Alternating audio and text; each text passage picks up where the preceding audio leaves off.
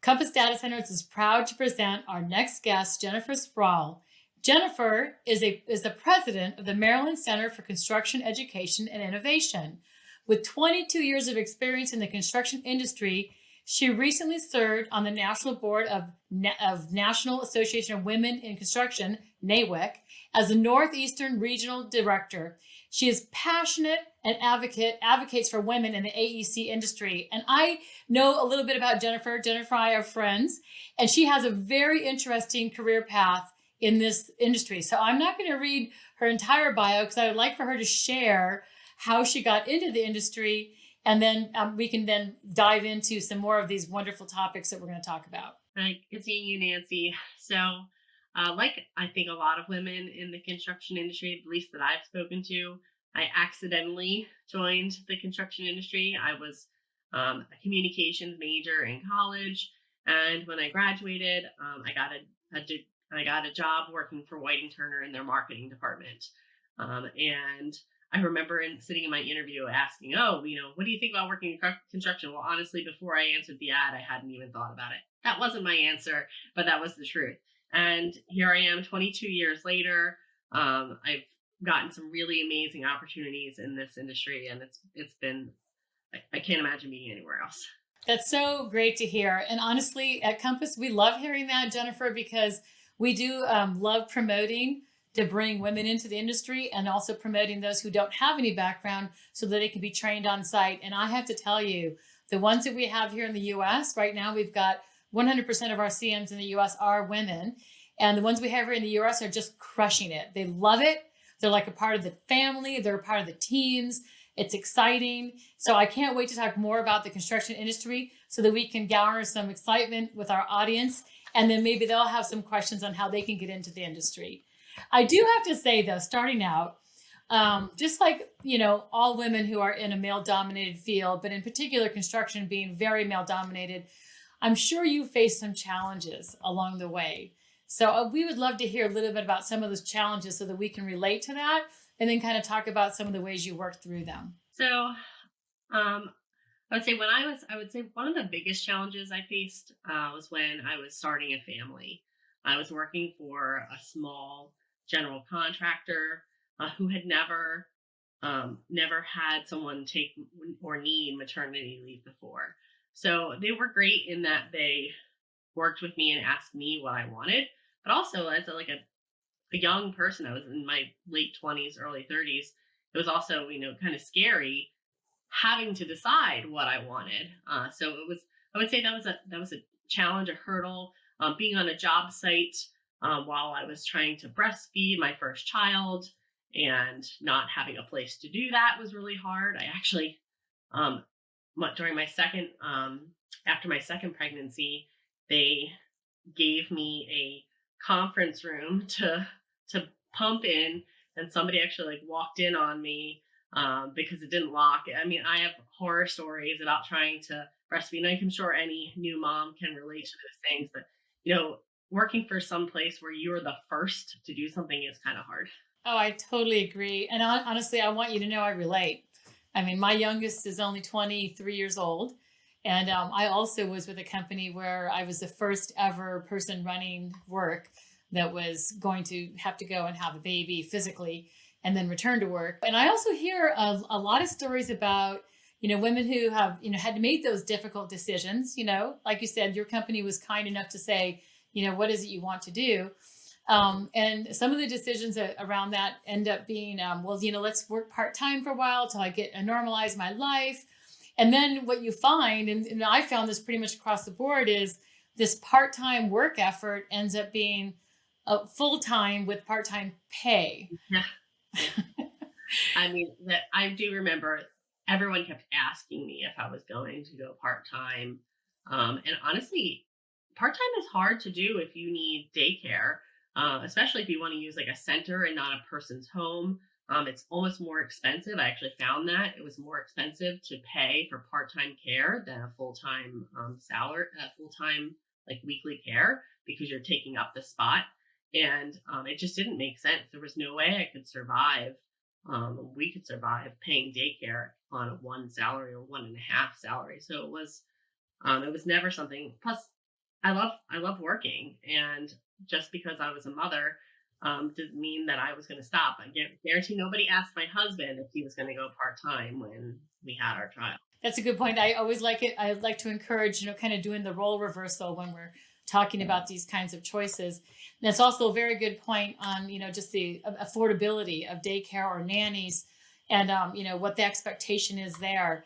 But I also think, like, and you and I talked about this earlier, it's like, it's really not a right or wrong thing. It's about having the decision and feeling good about whatever that decision is and feeling strong in that decision. Men and women should both, in my opinion, be able to make those kinds of decisions about how they want to split that caregiving time and still maintain, their financial viability as a family, as a unit, right? Absolutely. So that's great. Well, so let's pivot over here to, kind of the what we see coming up and what's current, what's future. What changes you've seen related to welcoming more women into the industry, and then really, I'd like to dive into a little bit of how the Maryland Center for Construction and Education can enhance that and help us with this diversity conundrum that we face. Absolutely. I mean, I'm sure we've seen this, and your viewers have seen the stats on the increase of women in the last couple of years.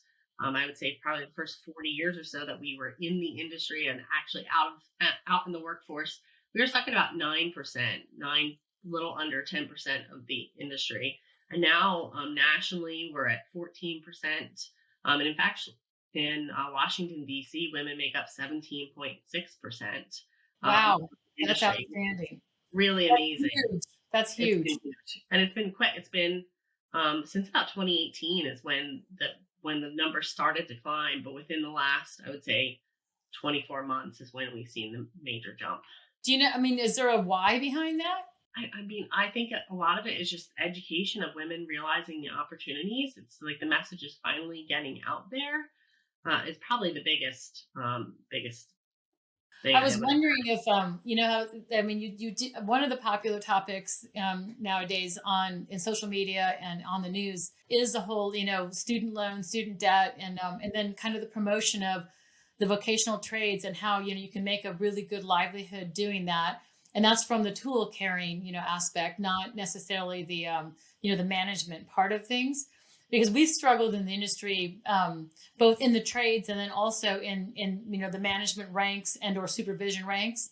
So it's I am curious about whether the trades have gone. I mean, they used to be at what 3%, I think, women, and you're right. The management was always like 9 or 10%, and now we've seen increases in, I think, in both areas, if I'm not mistaken. Yeah, we're still under 5% in the trades, but it has gone up. And I hear anecdotally from all the apprenticeships here in the state of Maryland that their numbers of women are increasing.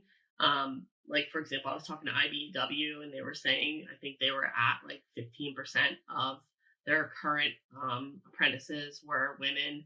And I personally have just seen more women. I think honestly, social media is really helping. That's There's some helping, yeah. really, yeah, there's some women, tradeswomen that are really out there and are influencers. And I think, and they're not some like stereotypical, like gruff person. Like they're, young and fun, and they're like advancing steadily in a male populated career. So it's pretty cool to see. And I think encouraging for young people. That's also a good point. Social media does help, and I would like to encourage our audience to kind of spread the word and share the podcast because we I was just on a call this morning with a group called WIMCO. It's Women in Mission Critical, right? And they were looking at one of the struggles we have, which is advancing women. And I think you and I, Jennifer, talked last time that we were together about the fact that the industry is really good in the fact that there's not a huge pay gap based on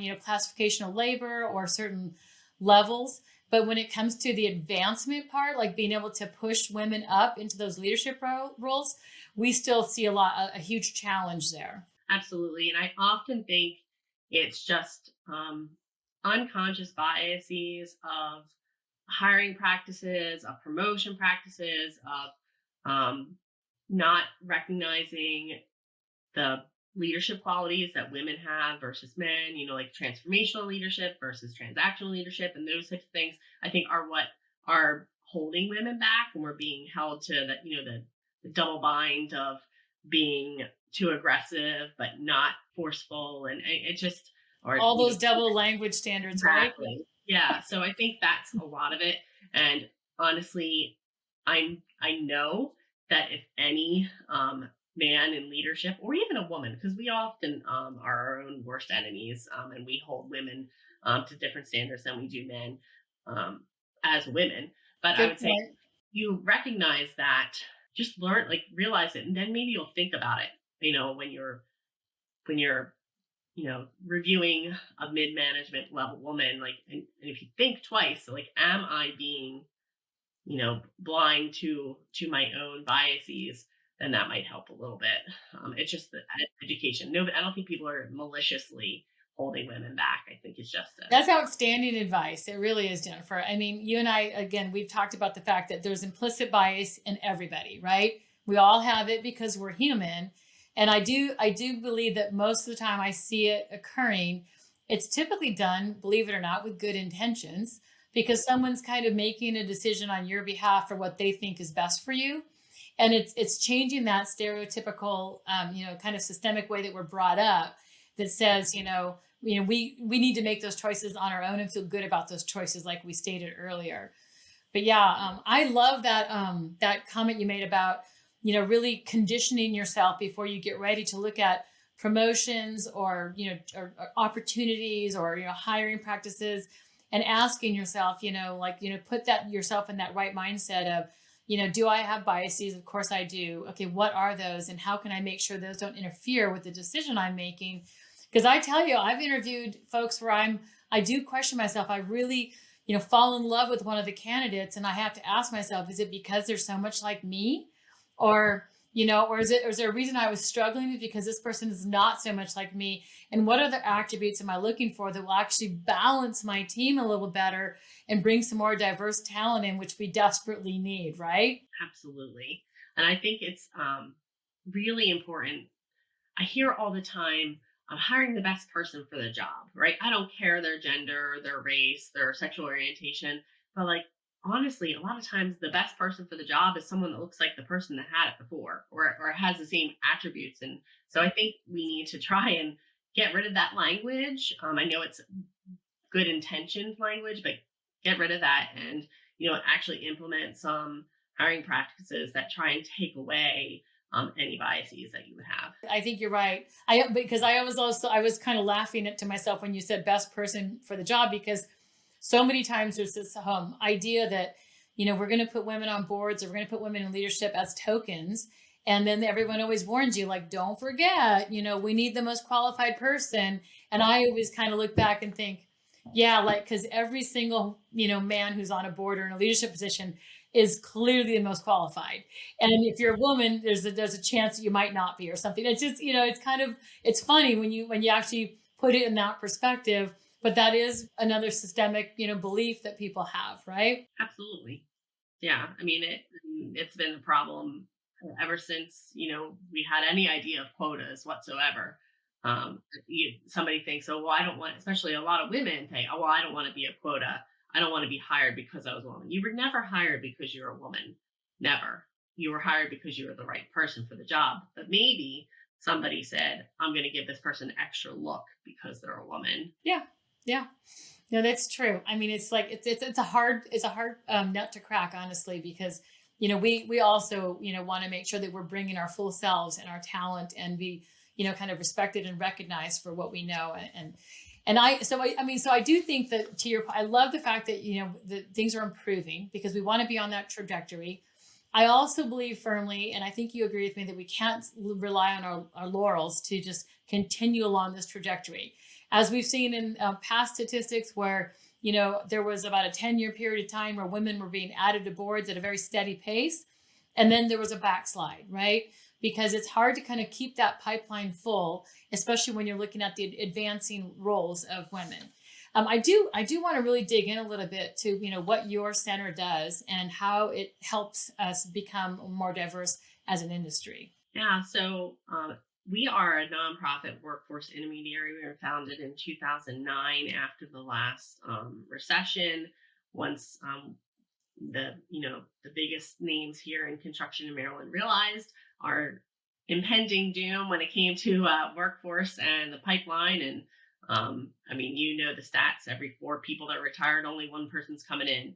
So we were founded then. We are kind of a connector between the education industry and government, making sure that our pipeline starts when they're still in K to 12 school program. There's a lot of people, I think, focus on the person with 3 to 5 years experience and trying to get them in, but we really need to focus on as young as elementary school and getting kids interested in careers and making them realize that working with their hands isn't something that shouldn't be looked down upon, that you have amazing career opportunities.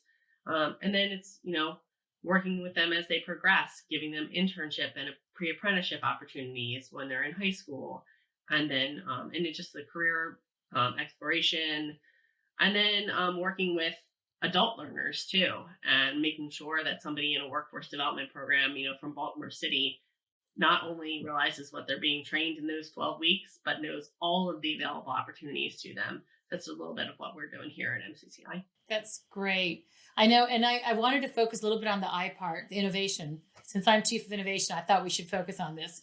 So in the industry, since, the beginning of time when you and I first entered, innovation and technology has made some good inroads into the construction world.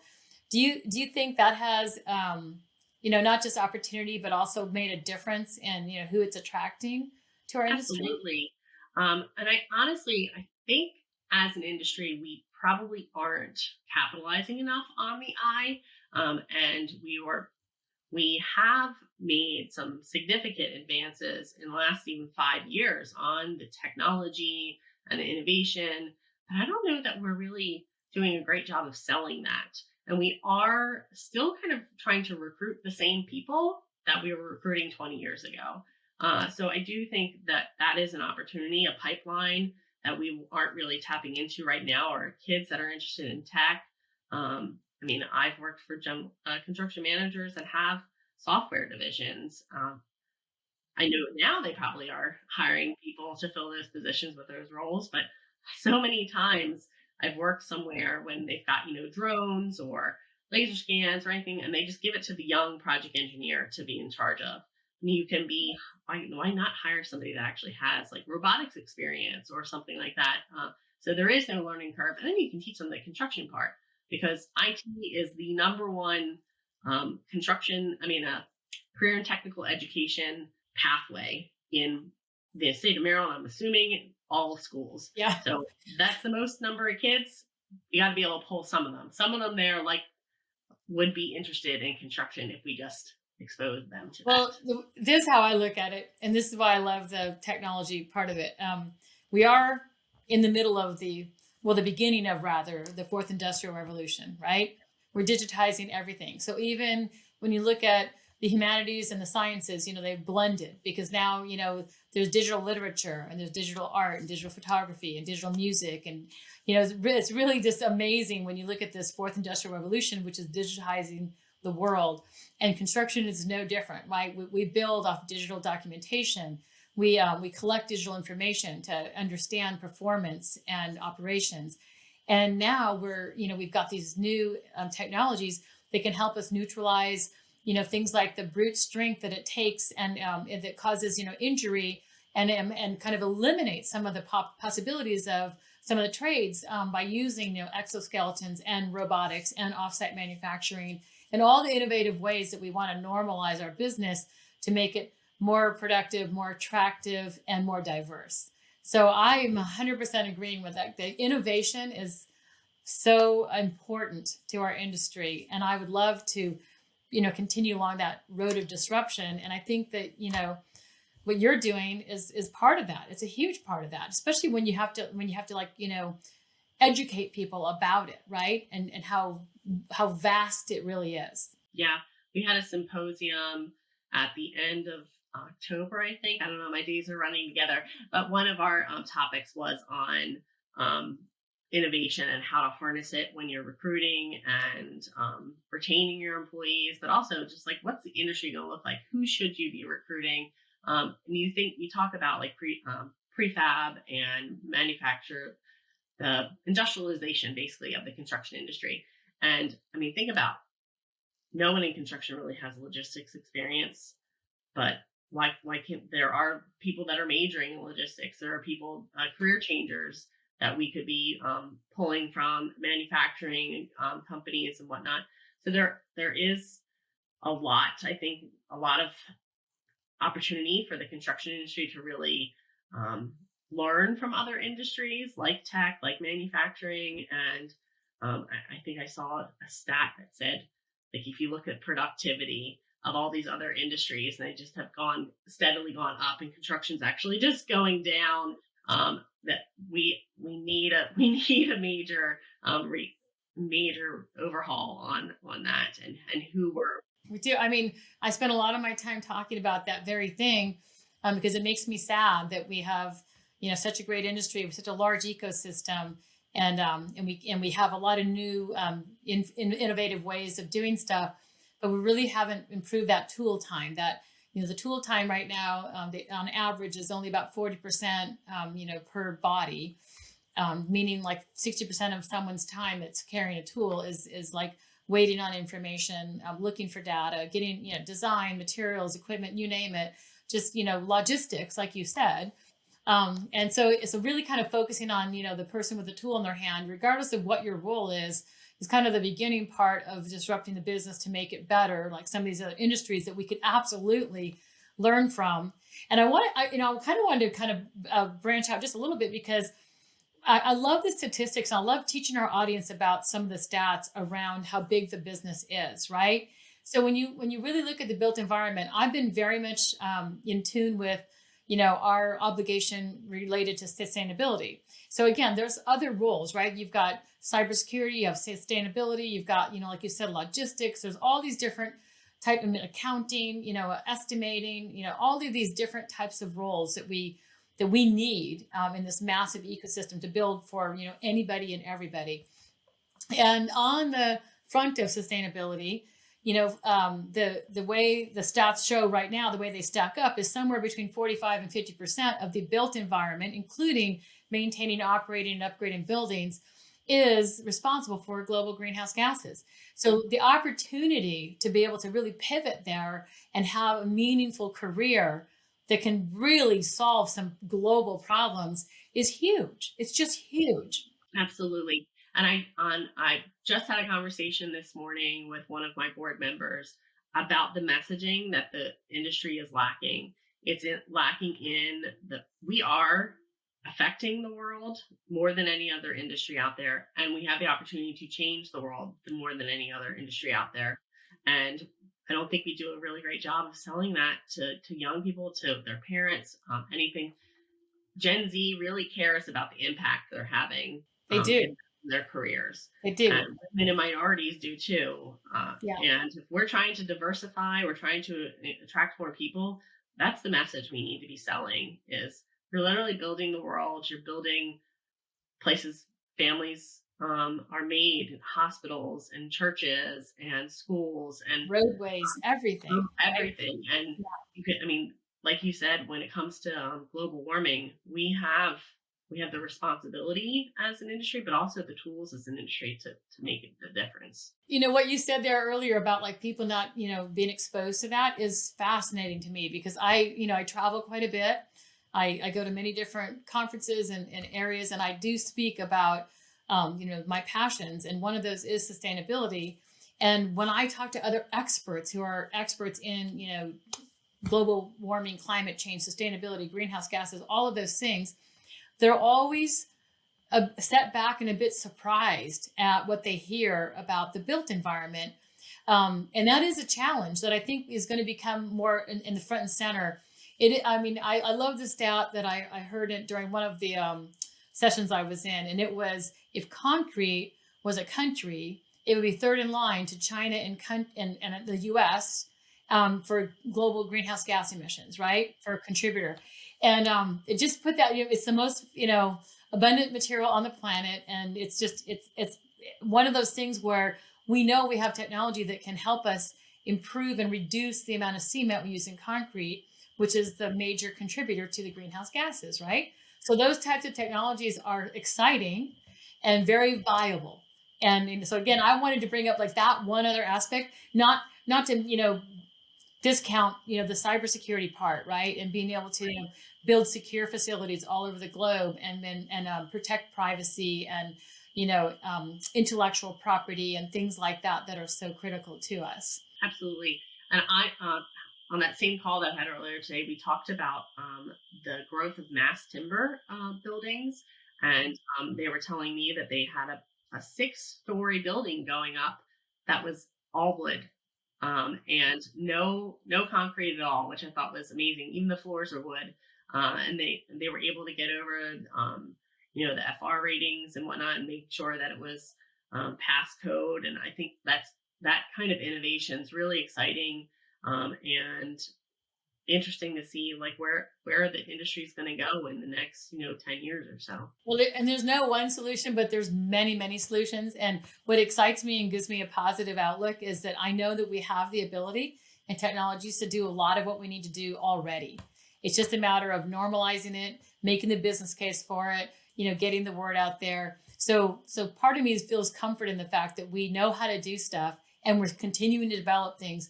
It's just literally trying to make it, something that the built environment can do, and still, have their livelihoods in check. And the other, thing that's as a struggle, and then I'm going to get down to like, just kind of like what your wish is for the industry, Jennifer. But the other thing I want to point out is, so I mean, we talk about all these opportunities within the built environment. And I just want to make sure people understand that this is a train you just can't jump in front of, right? This is something that is perpetual, and it's exciting to be a part of. So I mean that when it comes to like just impacting everybody on the planet, the built environment is a way in which we do that. With infrastructure, with digital transformation, with water, with power, with like you said, hospitals, airports, transportation, all of that. And I would love to, repeat the fact that we need to learn from like the manufacturing industry and get better at being able to do those types of things. So we're in it to win it. And I think that your organization understands that, and that innovative part's going to help us a lot. So I would like to know now, if it was blue sky for Jennifer, what would your wish be for our industry? I wish that the industry was a place that everyone felt safe, welcome, and secure, and that they would see the amazing success they could have in this industry. And right now, I don't think we're quite there yet. That is a very, very wonderful wish to have. It is. It really is. And I mean, having a welcoming environment is so important when you come to work every day. Not just knowing that you're in a noble profession, but you're contributing, you're making a difference, but also feeling like you belong there, right? Exactly. Belonging, I think, is the part that I've recently realized through conversations with DEI experts, that B that we often forget about. And when we talk about DEI, in fact, it was our moderator from our DEI session at our symposium, Dr. Estelle Marie Montgomery. She talked very much about the sense of belonging, and it is, I think, what keeps keeps the industry 80% white and 90% male, is that B. And I know we're working our way away, and I guess now, well, we're not quite 90% anymore. We're a little bit better, 86%. But we still have a long ways to go. When the population itself is about 50-50, we still have quite a bit to go to make it a place that women feel 100% like they belong. I absolutely agree. And that is like the best note ever to conclude on. I love the message of belonging. And I would like for our audience to not just think about that and reflect on it, but also share that message, because belonging makes all the difference in whether you want to come to work every day and bring your full self and belong to this wonderful industry that is changing the way we live. So thank you so much, Jennifer. I would like one more tag here at the end, and I would like for our audience to know how to reach you and how to get involved with what you're doing. Yeah, so I'm very active on LinkedIn. You can search me up there, or go to our website, mccci.org.